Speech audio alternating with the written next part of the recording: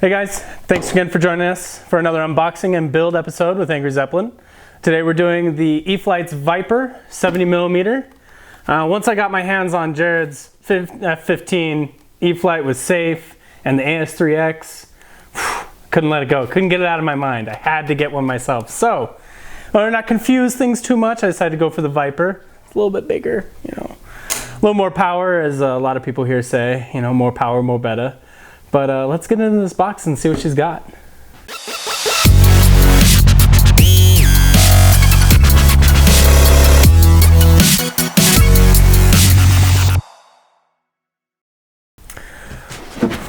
Alright, let's pop this baby open.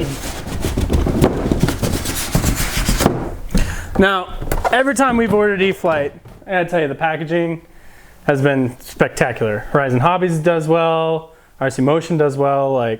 I'm excited. I have no fears whatsoever about this. So let's dig into this already. All right. So far at the top, I don't see any shipping bumps or anything. Doesn't look like any issue with the paint job at all. This is just gonna be a beauty.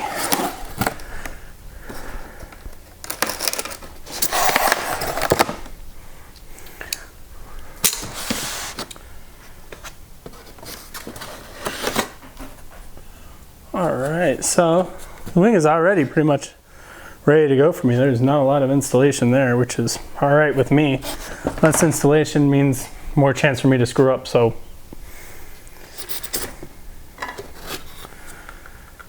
Alright, there's no, it's straight line, there's no actual hinges on the elevators and ailerons, but the connection itself with the foam looks actually really sturdy. I don't see any cracks.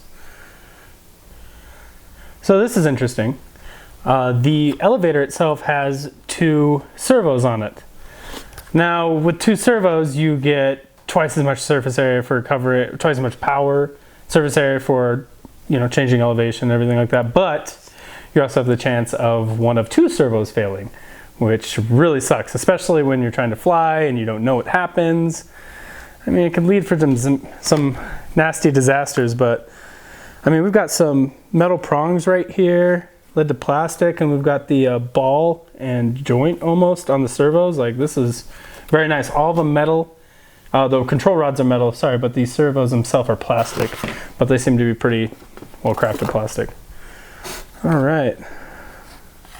Got the stickers on here already. Looks like they did a really good job with the paint job and the stickering too. I don't see any air bubbles. I don't see any popcorning still. Once again, metal prong. This is awesome. Metal control bar and then straight to a very heavy duty servo. No cracks, no bruising. Once again, love it. I love opening a box. Nothing's wrong so far. This is great. All right, cockpit boy. Always nice to have a pilot in your cockpit. Yeah, this is gonna look very nice and sturdy. Now to the fuselage, which is pretty much in one piece for me, which once again saves me on a lot of timing and error. We've got some bind plug and some screws for us. Once again, this thing is snug. This is snug, snug, snug. It's not coming out. So getting this shipped as well, I don't foresee any issues getting this shipped to your house. I did, however, buy this in a store. Same price as online. Figured I'd save myself some shipping. All right, man, that is one. Just making sure there's nothing else in there. This is one heavy duty fuselage. This thing is sturdy.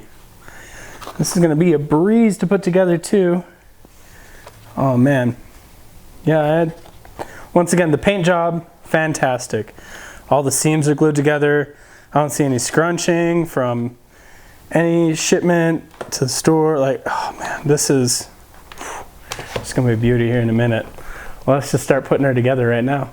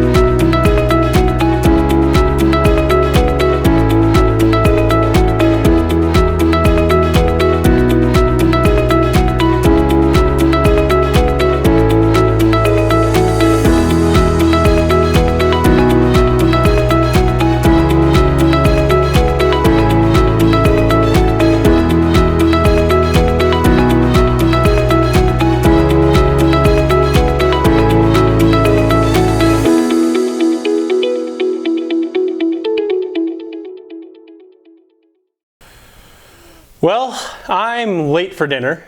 We set out a couple hours ago thinking, 11 screws, E-flite, what could go wrong? A lot went wrong.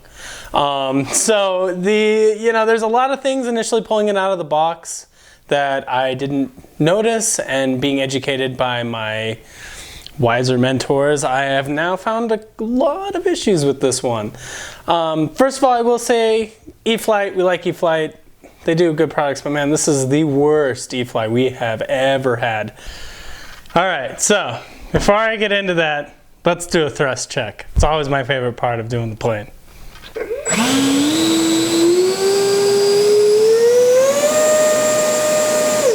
Yeah, very nice. So inside we've got the 70mm EDF. I'm running a 6-cell Gens Ace at 4,000 milliamps, and man, that thing puts out a ton of power. This thing's gonna be a rocket while we're up there. Now, the power's good, but let's get into more specifics of this plane that I kind of have an issue with. First of all, we'll start off with the cabin.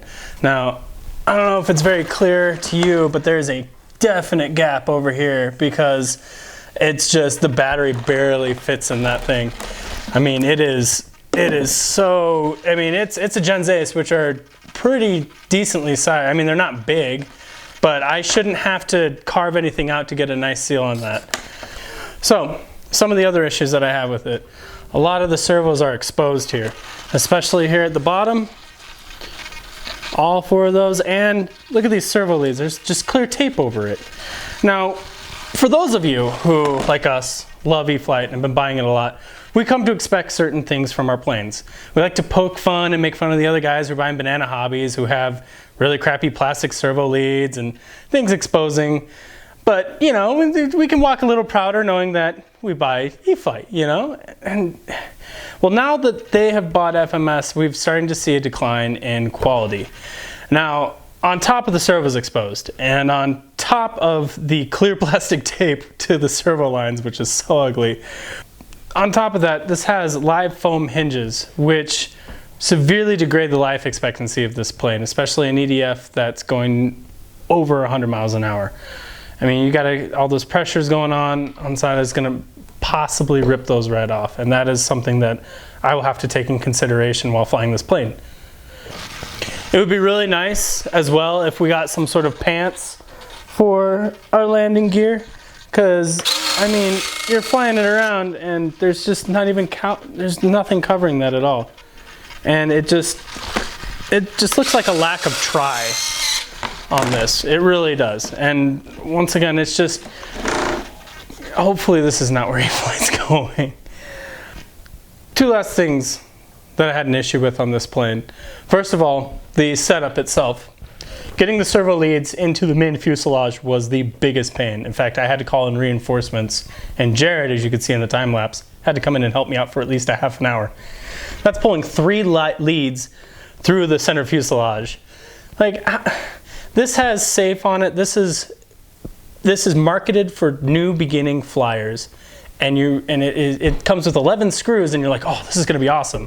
And it is so hard to put together. And then on top of that, we spent another 45 minutes trying to get SAFE selected, toggled on a separate switch. And by that, I mean, when we set it up, you originally have to set it with the flaps. And then you have to reassign it to another channel. And it took us forever to realize that. Because the instruction booklet, which thankfully E-flite is known for having a really nice, thick instruction booklet, had completely wrong instructions. We had to go onto Google, we had to watch a bunch of videos to try to figure out what we did wrong. And all those didn't have it. And all those didn't have it either.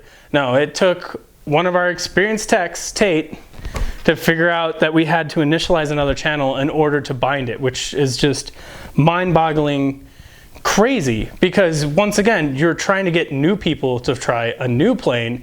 You're giving them live foam hinges with 11 screws and horrible servo leads and a big gap here and exposed servos and hardly taped servo wires throughout the frame. It's just, so, final judgment. Am I happy with this? Yes. I'm excited to fly this plane. She is a really good looking plane. I really love this style. Second of all, I'm really excited to get her out there and get that radar gun on her. Our F-15 did 80 plus miles an hour, but I'm hoping we're gonna break 100 on this guy. And that F-15 is a 4-cell and this is a 6-cell. So I am just ready to get out there. I'm ready to fly it. I'm ready to feel confident with the SAFE. Hopefully it won't crash it. Be a first time for Zach. But I think she'll do good. We'll see you on the maiden flight. And keep flying.